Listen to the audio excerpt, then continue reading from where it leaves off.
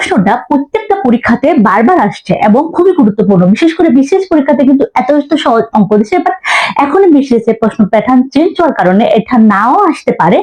তবে হ্যাঁ, বিভিন্ন বিভিন্ন বিভিন্ন সরকারি চাকরি পরীক্ষাতে ইজিলি এবং একদম সেম টু সেম চলে আসবে। ওকে, তো এটা দেখি আমরা, দুইটি ক্রমিক বর্গের অন্তর 199 হলে বড় সংখ্যাটি কত? তো আমরা যদি বড় সংখ্যাটি বের করতে চাই তাহলে আমরা কি করব, বলছি যে দুটি ক্রমিক বর্গের অন্তর 199 হলে কি বড় সংখ্যাটি, তো আমরা বড় সংখ্যাটি কিভাবে বের করব? বড় সংখ্যাটি আমরা বের করব, আমরা কি করব, 2 দিব এবং ওই সংখ্যার সাথে আমরা 1 যোগ করে দেব। তো কত হবে? 200 ভাগ 2 সমান কি 100। 100। এবং যদি বলে ছোট সংখ্যাটি বের করতে, তাহলে ছোট সংখ্যাটি কিভাবে বের করব? আমরা এটার সাথে আমরা বিয়োগ করে দিব 1।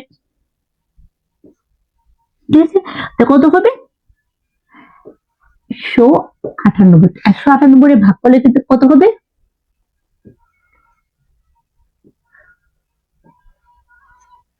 99। ঠিক আছে, 198 ভাগ করলে কত হবে? 99 হবে। ঠিক আছে, এখন এটা করবা তোমরা। ঠিক আছে, দুইটি ক্রমিক বর্গের অন্তর যদি 79 হয় তাহলে কি হবে? সংখ্যা দুটি নির্ণয় করো। এটা তোমরা করে কমেন্ট করবে।